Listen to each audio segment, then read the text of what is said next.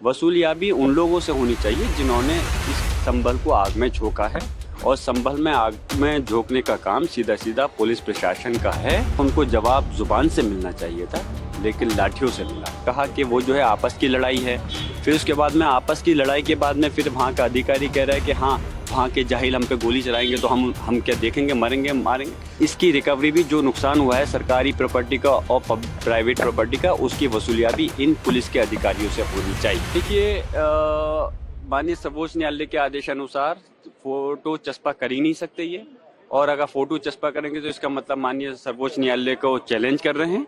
फिर ये मैं वहीं जा कर के इनकी रिट दायर करूंगा।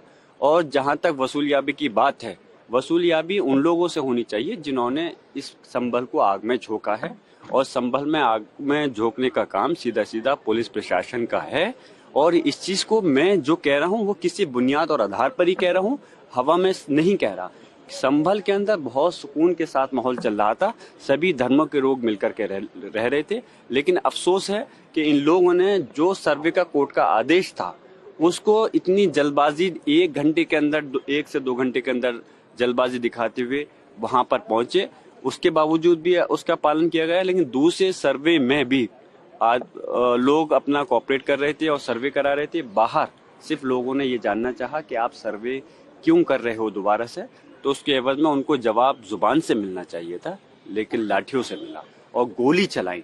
तो मैं यही चाहता हूं कि इस प्रकार की घटनाएं, अब संभल के बाद में ये लोग अजमेर शरीफ पहुंच के कब तक कहां जाकर के रुकेंगी, ये क्या चाहते हैं, ये इस प्रदेश और देश के साथ में क्यों खिलवाड़ कर रहे हैं उसके कानून के साथ।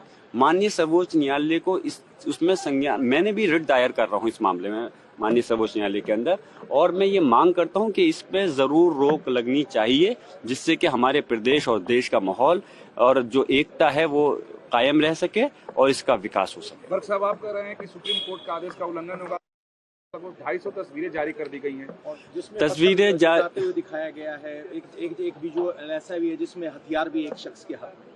अच्छा, मैं आपसे जानना चाहता हूं, जो ये पुलिस के अधिकारी और प्रशासनिक अधिकारी हैं, आपने ये देखा होगा, इन्होंने कहा था कि हमने गोली नहीं चलाई।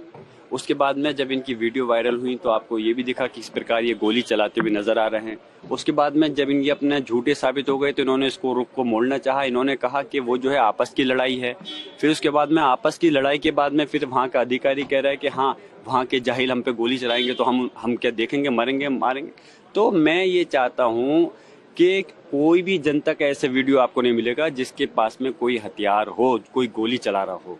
तो इसलिए इसकी रिकवरी भी, जो नुकसान हुआ है सरकारी प्रॉपर्टी का और प्राइवेट प्रॉपर्टी का, उसकी वसूलियाबी इन पुलिस के अधिकारियों से होनी चाहिए।